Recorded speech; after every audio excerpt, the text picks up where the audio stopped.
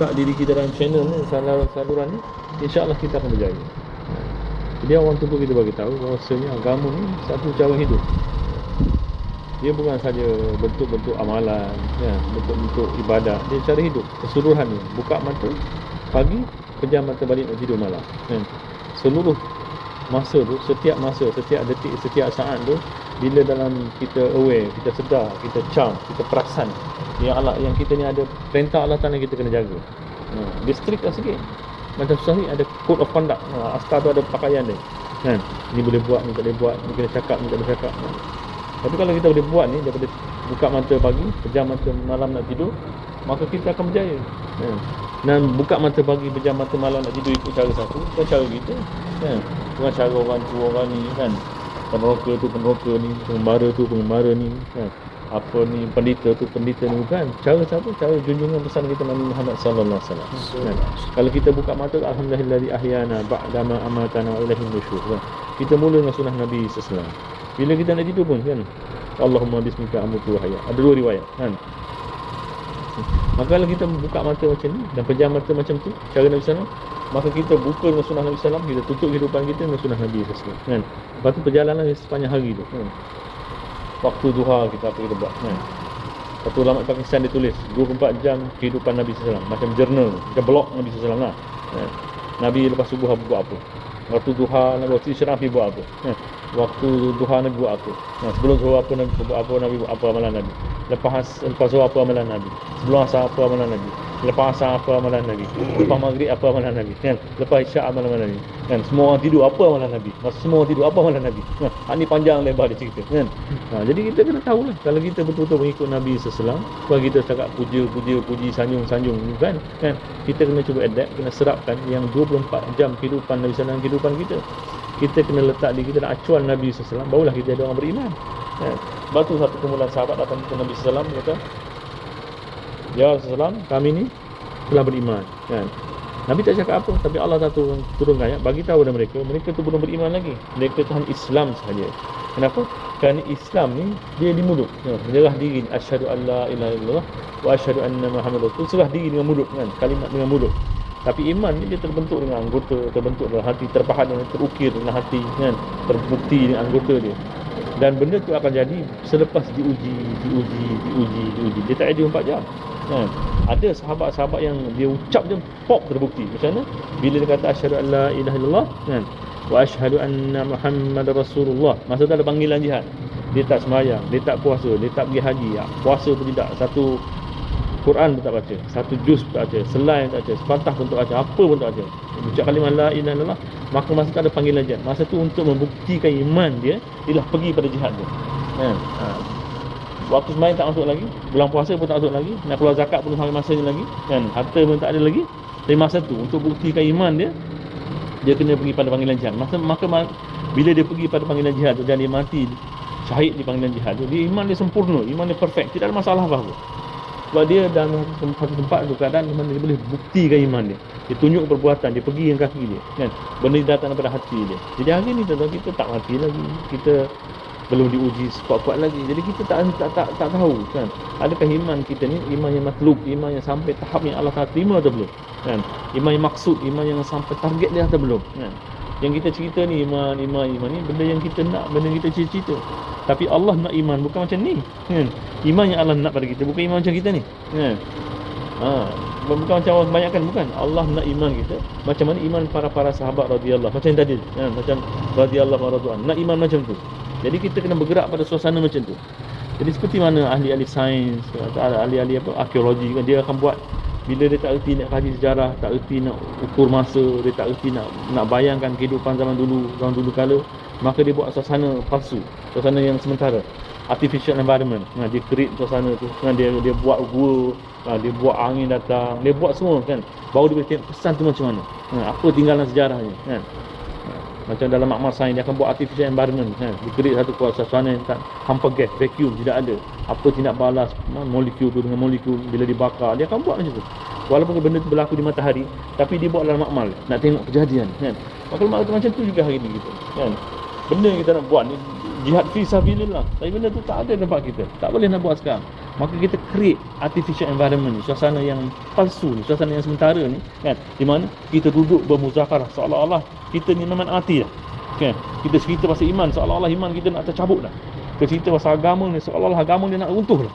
Kita nak cuba terbitkan hati kita ni satu kerisauan seolah-olah kan semua orang dah tak beragama. Macam tu nak buat kan.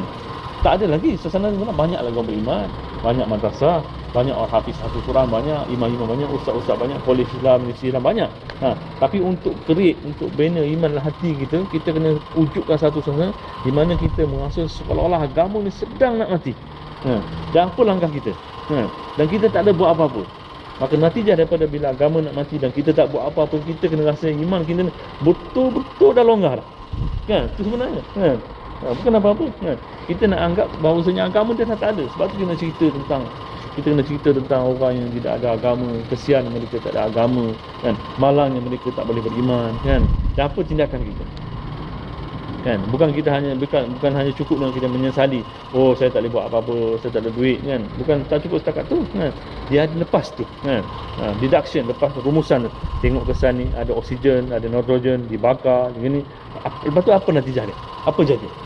Dia jadi serbuk ke, dia debu ke, dia berbunyi pop ke, apa benda dan makmal tadi.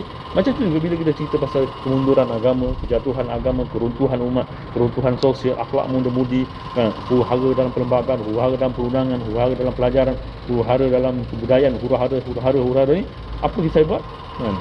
Apa saya jadi, apa langkah saya buat? Dan bila saya buat langkah tu, apa jadi dengan saya? Jadi ulama kata untuk atasi masalah ni kan, untuk atasi masalah ekonomi negara, untuk atasi masalah ekonomi rumah tangga, untuk mengatasi masalah akhlak muda-mudi, akhlak kita sendiri kan, untuk mengatasi masalah kepimpinan, untuk mengatasi masalah keadilan dalam kehakiman kita, untuk mengatasi masalah percaturan politik, untuk mengatasi apa saja masalah musim, masalah hasil tani, masalah harga barang, semua masalah dalam bagi tahu. Masalahnya lah kan, cara nak selesai masalah ialah kamu datang kepada aku. Datang kepada aku. Jadi cara dan apa macam mana kita nak datang kepada Allah Taala, macam mana kita buat? Macam mana nak pergi kepada Allah Taala kan? Lepas tu kalau bagi tahu wa'mur ahlaka bis-shalah kan. Ajaklah keluarga kamu, ahli-ahli keluarga kamu, saudara mara kamu, jiran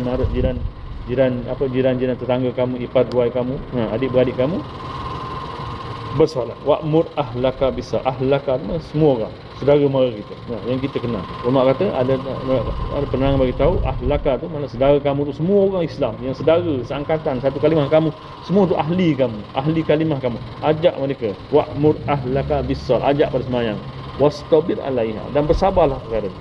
Ajak tu kepada Allah, ajak pada sembahyang, ajak saja pada sembahyang, jangan paksa mereka jangan apa-apa, ajak saja pada sembahyang kerja kita mengajak saja, bukan mengajar tu kerja ulama, kerja ustaz, kerja mufti mengajar kerja tu guru.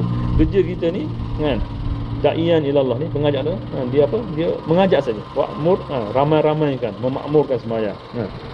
Wastabir alaihi, dan bersabar atas perkara ni.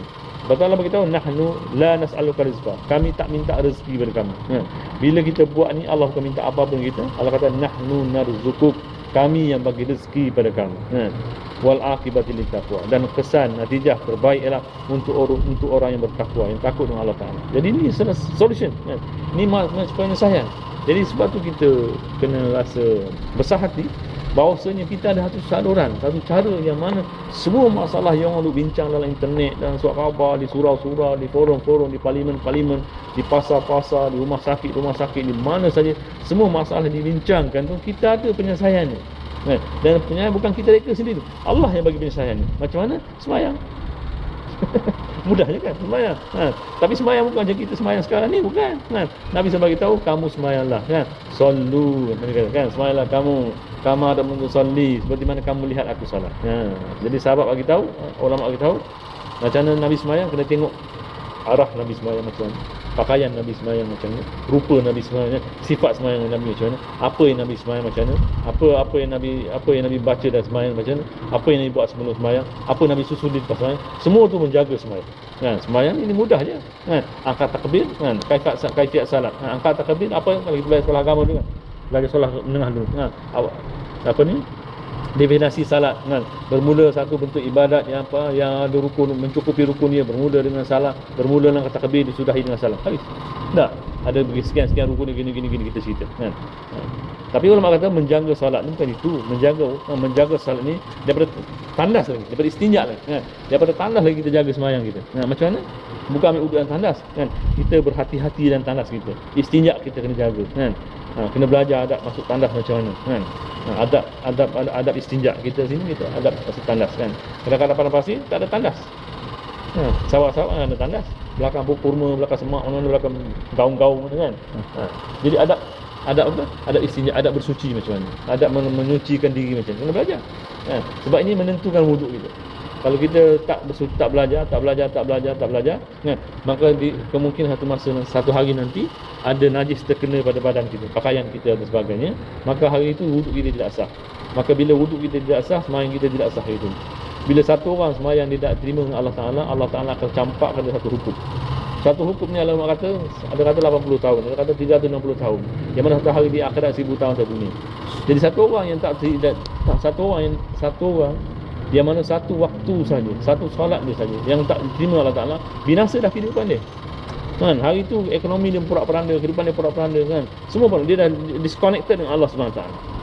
Jadi sebab tu hari ni kita tengok masalah di luar sana tu, masalah di luar tu, masalah musim tak tentu, masalah semua masalah yang kita boleh nak cerita, yang kita semua tahu masalah di luar tu. Semua masalah tu ialah terbitan hasil daripada cuainya kita dalam menjaga solat kita. Kena mengakulah bab tu. Tolonglah kena mengaku. Biarlah orang kata kan, orang Cina dia menguasai ekonomi, dia main modal, dia pusing harta, dia jaga stok, dia sorok barang. Ya, semua tu ya. Tapi Allah tak izinkan kan. Kalau kita ni penjaga solat yang sebenar kan. Kalau kita minal musallin, betul-betul menjaga solatnya kan. Sebab Allah penjaga rezeki. Yang jaga rezeki ni, yang jaga rezeki kita ni kan, bukan orang-orang tak beragama ni. Yang jaga rezeki kita bukan Yahudi, yang jaga ekonomi kita bukan Yahudi kan. Yang jaga ekonomi kita Allah SWT, bukan ekonomi kita. Ekonomi Yahudi pun Allah Taala jaga kan.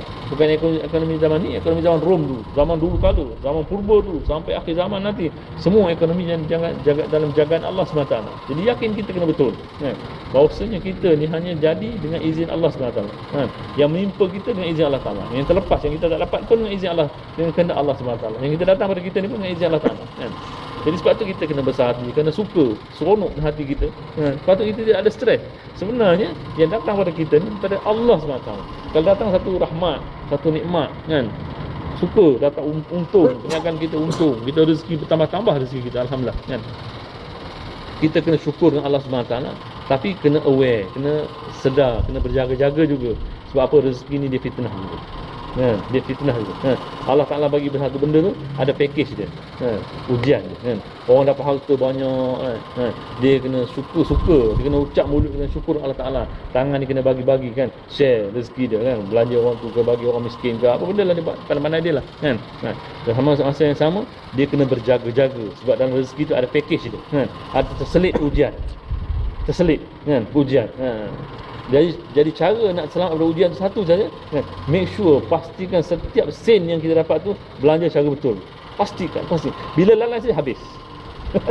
Bila saja ting, naik lampu merah tu ting, lalai lagi ting habis kan. Jadi kena sentiasa berhati, setiap belanja kena betul-betul jaga kan. Lepas tu satu orang yang dapat nikmat puasa, naik pangkat, naik darjat kan, naik status kan. Dia kena syukur Allah SWT. Maknanya waktu izzu man tasha, Allah muliakan, Allah tinggikan siapa-siapa dia suka. Dia kena syukur dengan Allah Taala. Allah bagi nikmat daripada dia atas dunia, Allah muliakan dia menjadi opera, jadi GM, jadi CEO, jadi menteri, whatever lah, apa benda lah kan. Ni izin Allah Taala dia jadi macam ni. Allah bagi pada dia. Dia kena syukur kan. Dan cara dia nak syukur sama juga. Dia kena jaga jawatan dia tu, buat tunaikan tanggungjawab dia, lunaskan dia punya tanggungjawab dia, discharge dia punya duty tu ikut cara yang Allah suka sahaja kan. Berhati-hati, suka sahaja kan. Kepimpinan ni tak dituntut, Islam tak dituntut kamu kena jadi pemimpin, tak ada. Tapi kalau kita jadi pemimpin, kena berhati-hati kan? Kena sangat berhati-hati. Sebab tidak ada satu orang pun yang akan tak terlepas daripada pertanyaan tentang jagaan-jagaan dia di akhirat. Tak satu orang. Kalau kita tak ada pemimpin pun, kita ada anak seorang pun kena tanya juga Kita ada lembu. Lembu pun nak tanya juga, tak kira. Apa benda kita takut sebatang kara, ada benda lembu seko. Lembu kita tu pun kita akan ditanya macam mana jaga makan dia. Lapar, panas lembu kita kan, kucing kita akan ditanya dengan Allah SWT. Jadi semua nikmat Allah Ta'ala ni dia datang dengan package dia. Jadi sebab tu kena syukur, kena sentiasa syukur. Lepas tu kena check setiap penggunaan nikmat atas jalan Allah Ta'ala suka saja. Lepas tu kena berhati-hati, ada ujian di sebalik package tu kan. Bila lupa saja, bila dah saja binasa orang tu. Sama dengan sebaliknya, orang yang ditimpa musibah kan, porak peranda kehidupan dia, huru-hara kehidupan dia, susah kehidupan dia, kemelut kehidupan, serabut kehidupan dia, dia kena sabar. Tak cukup sabar, dia kena berhati-hati juga kan, bahawa dalam kemelut ni, dalam susah payah ni ada ujian Allah Ta'ala. Kalau dia putus harap dengan Allah Ta'ala saja, putus saja, kecewa saja, mengeluh saja, hampa dengan diri dia sendiri, Allah tak suka dengan dia. Tak boleh mengeluh kan. Mengeluh letih tu, mengah tu kita penat kita, tak apa. Kadang-kadang kita stres, kita macam tak cukup oksigen, tak apa, mengeluh hampa dengan nasib di sini, mengeluh kan, dengan nasib apa yang menimpa, tak boleh kan. Dan semua lalui benda ni, kita buat tak kena, buat ni tak kena, mengeluh kan. Maka orang tak mengeluh, Allah tak suka. Tapi tak apa, orang apa yang berlaku kita taubat, testify, insya-Allah lepas ni jangan mengeluh lagi kan? Insya-Allah kita positif kan. Jadi apa yang susah kita, masalah kita, kesusahan kita, ekonomi kita tak betul, rumah tangga tak betul, negara tak betul, kerja tak jadi, ni tak ada, tu tak ada, sabar dan bersangka baik dengan Allah SWT. Selalu bersangka baik dengan Allah Ta'ala, sebab Allah Ta'ala sedang uji kita kan. Dia bagi kita, dia uji kita kan. Dan dia hanya uji kita dengan apa kita mampu atasi saja, apa kita mampu lepasi saja. Dia tak akan uji dengan benda yang kita tak mampu. Allah Ta'ala bukan zalim macam tu. Dia akan uji kita mampu. Jadi selagi benda tu datang kepada kita, kena selagi ni kita boleh atasi kan. Dengan cara apa? Dengan cara kita tawajuh dengan Allah SWT. Dan Allah Ta'ala bukan nak tengok kita kalau kita tak ada makanan, tak ada rezeki, bukan Allah nak tengok kita macam tu, serah, tawakal, bukan. Allah nak kita ikhtiar. Nak kita ikhtiar. Sebab tu Allah bagi kita akal. Sebab tu Allah Ta'ala bagi hukum hakam agama. Sebab tu Allah Ta'ala bagi sunnah Nabi SAW. Allah suruh kita guna sunnah ni, Allah suruh kita guna akal fikiran ni, adapt dengan serapkan sunnah ni. Macam mana dengan sunnah ni kita boleh dapat menyelesaikan masalah kita. Sebab tu dia nak bagi tahu kan, cara nak dapat rezeki daripada Allah Ta'ala, cara nak dapat perolehan. Bukan duit lah, kita nak rezeki ni duit saja, bukan, perolehan kan. Nak dapat sesuatu daripada Allah Ta'ala kan, dapat kesihatan, dapat beribadat, dapat rezeki lebih, dapat anak yang sihat, anak yang baik-baik, zuriat yang baik-baik, perolehan kan, dapat benefit daripada Allah Ta'ala. Untuk dapat benda ni, cara dia satu saja. Caranya bukan berniaga, caranya bukan bekerja, caranya bukan berkebun, bukan kan, bukan cara ni, bukan kan. Walaupun Nabi SAW bagi tahu 90-10 rezeki dalam perniagaan, itu saluran, itu nasihat untuk kita libatkan diri kan. Tapi sebenarnya bukan dalam rezeki itu ada, bukan dalam perniagaan itu, bukan kan. Bukan makna Allah Ta'ala perlukan perniagaan itu untuk kita dapat rezeki kan. Allah Ta'ala perlukan ladang untuk bagi rezeki kan? Allah tak perlu apa-apa. Tapi Allah Ta'ala ajar kita untuk kita dapat sesuatu ialah dengan cara kita beribadat pada Allah SWT kan. Lepas tu ayat kita baca tadi, wa'mur ahlaka bis-shalah. Kalau kita beribadat betul-betul sembah diri pada Allah SWT, Allah kata nahnu narzuquk, kami akan bagi pada kamu. Jadi ulama bagi tahu semua bentuk ibadat, tak kira lah sampai benda yang paling kecil sekali kan. Gosok kepala anak yatim kan, saya tak mampu, tak berpeluang nak buat. Kita tak pernah jumpa anak yatim kan, Rasul yatim kan? Gosok kepala anak yatim kan. Gosok kepala anak yatim ni pun punca rezeki. Cara nak dapat rezeki dari Allah SWT kan. Senyum pada mak, ibadat kan, pun punca rezeki. Senyum pada ustaz, tengok muka ustaz, tengok ulama pun punca rezeki. Baca Quran, selawat, taubat, istighfar, semayang, sunat, sedekah, puasa sunat, semua ni punca rezeki kan. Semua ni punca rezeki. Tak ada satu yang tak punca rezeki. Ni cara nak dapat perolehan daripada Allah SWT kan. Lepas tu kita tengok orang yang tekun dalam benda ni, orang istiqamah dalam benda ni, mana dia tidak ada masalah rezeki. Abu Bakar Siddiq radhiyallahu anhu bila tanya kan, siapa hari berpuasa hari ni? Saya. Siapa zahir orang sakit hari ni? Saya. Siapa curang hari ni? Saya. Siapa istighfar satu? Saya. Semua dia kan, semua dia buat kan. Padahal dia sibuk lagi tu kan. Dia sibuk lagi, jihad sana, jihad sini, dakwah sana, berdakwah sini. Tapi ada masa lagi ziarah orang sakit, ada masa lagi buat tu, ada masa lagi buat ni kan. Jadi sebab tu dia tidak ada masalah apa, tidak kedengaran mereka ni mempunyai masalah bab rezeki ni kan. Dan tak ada satu orang sahabat pun yang mengeluh bab rezeki ni kan. Bukan semua mereka kaya kan. Kalau mereka mengeluh pun kan, mereka mengadu pada Nabi SAW. Bukan mereka mengeluh macam kita kan. Mereka mengadu kepada Nabi SAW, tunjuklah pada saya jalan keluar kan. Jalan keluar macam mana kan. Tak buat ni tak kena Rasulullah. Buat ni tak kena Rasulullah. Buat macam mana sekarang? Dia kata jaga semayang. Semayang. Tapi dia tak tanya dah. Dia pegang betul-betul kata Nabi sallallahu alaihi wasallam. Jadi sebab tu nak kata untuk dapat sesuatu perolehan daripada Allah Subhanahu Wa Taala dengan kita beribadah. Sebab tu kita tengok orang yang zikir, yang kaku semayang sunat. Jangan pendekih dia, jangan main-main. Sebab dia sedang membuka khazanah Allah Subhanahu Wa Taala. Walaupun dia tak buat dakwah, walaupun tak tahu apa tabligh, dia duduk zikir, duduk semayang sunat, lepas semayang sunat, biarkan dia semayang. Hati kita kena sejuk tengok orang semayang. Tengok orang zikir, adik-adik kita baca Quran, kena sejuk. Kalau kita tengok orang semayang kita tak suka, rasa macam menyemak, kita ada masalah. Ada masalah. Kalau kita karpun tengok orang semayang sunat, menyemak, kan, kita nak bayar betul, kita ada masalah. Bukan iman dia, masalah iman kita masalah, kan? Satu masa di sekali dia congan sikit, kan? Maka Maulana Syamim dia nak ada orang ajak dia khususi, maka dia lah dia jual markah ni. Lepas syak masak lepas Maulana isyak kabat jali kau. Lepas nak isyak assalamualaikum tu ni khususi. Macam gini khususi nak pergi jauh. Seberang mana nak pergi? Yang mana Seremban mana? Masuk nak tu. Tak apa lepas ni kan. Main sunat kan. Masuk nak. Dia kata siapa-siapa buat dakwah, dia tinggalkan sembahyang sunat dia. Lebih kurang macam ni lah. Ni Aukamakol hadis Rawah Rafi'i. Tak tepat tapi ini maksud dia lah, kan? Siapa-siapa buat dakwah, siapa-siapa bersibuk jaga khususi, buat dakwah sana dia tak jaga, tak berhati-hati dengan sembahyang dia. Kita syak dia buat dakwah tu untuk Allah Taala ke untuk orang lain? Dia buat dakwah, dia buat dakwah tu untuk Allah Taala ke untuk orang lain? Jadi maksud buat dakwah ni untuk perkemaskan sembahyang kita. Jadi bila ada peluang untuk perkemaskan sembahyang, jangan abaikan, jangan tinggalkan. Jadi benda ni sahabat dia cam, sahabat dia perasan, kan. Sebab tu tidak ada satu orang sahabat yang tak terkenal dengan sembahyang ni, kan. Dan tidak ada satu orang sahabat yang main-main, acuh sembahyang dia. Dia ada sahabat yang rasa rimah dengan sembahyang, kan. Semua sahabat rasa seronok sembahyang. Semua sahabat rasa terpanggil dengan sembahyang. Semua sahabat rasa satu sembahyang ni satu jalan keluar yang paling besar sekali. Yang mana ni semangat yang kena ada semua kartun, kan. Jadi hari kita dah buat dakwah, kita dah keluar pula, kan. Sudahkah kita rasa sembahyang ni tempat yang mana penyejuk hati kita, serabut, letih apa semua, kan. Tempat yang paling kita bila sembahyang, selesai kan, semua shut down, habis semua, kan. Kalau benda tu tak berlaku lagi, kita kena buat dakwah lagi lah, kan. Bukan nak keluarkan jemaah lagi, bukan. Kita tu kena buat dakwah, kita tu kena keluar, kan. Kalau kita tazkiyah orang keluar, benda tak membantu kita, kan.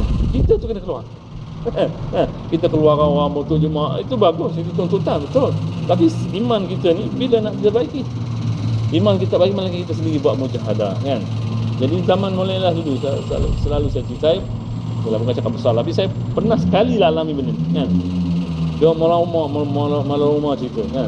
Maulana dia sini dia berjalan daripada Nizamuddin sampai ke Mewak jalan kaki, melintasi sawah, penat tengah hari, khususi lagi gas, kan. Sampai dekat Mewak sana letih dah, kan. Mereka berjalan tengah sawah panas-panas ni, kan. Sampai kat Mewak ada masjid, kan. Semua letak beg terbongkar, tu tertidur, kan. Dia nampak Maulana Ilyas ni, dia sampai masjid, dia ambil wudu secara sunnah, pelan-pelan, air yang minimal, optimum lah, air sikit, slow wuduk dia semayang sunat paling slow, kan. Orang tengok semua bintang bangun tengok Maulana Ilyas semayang. Lepas mulai semayang 2 rakaat, Assalamualaikum, kan. Dia kata saya letih mulai hilang. Allah. Letih je. Jadi dia kata dengan semayang sunat, berhati-hati dengan semayang sunat, berhati-hati dengan wuduk, berhati-hati dengan bacaan, kan. Berhati-hati semayang slow ni semayang, maka benda ni hilang. Kalau letih pun tak hilang, ingat benda lain boleh hilang. Patut semayang ni mula-mula sekali hilangkan letih kita, serabut kita, stres kita, kan. Tapi kita tak boleh hilang, kan. Jadi kena usaha lah, insya-Allah. Jadi saya tu pernah lah saya masa keluar pedal, saya cuba buat benda ni, kan. Boleh sekali jadilah. Letih sangat, kan. Cuba buat, kan. Baca Inna Ataina je, kan. Saya cuba betul-betul. Dia boleh hilang. Boleh hilang. Rasa tak ada, stres balik. Boleh rasa sekejap. Dulu lah sekejap. Macam anak dulu. Kan tak jauh. Jadi insya-Allah kan, Pak Maghrib ada lagi kami bicara. Kita boleh ada bayar, ada bagi nama insya-Allah.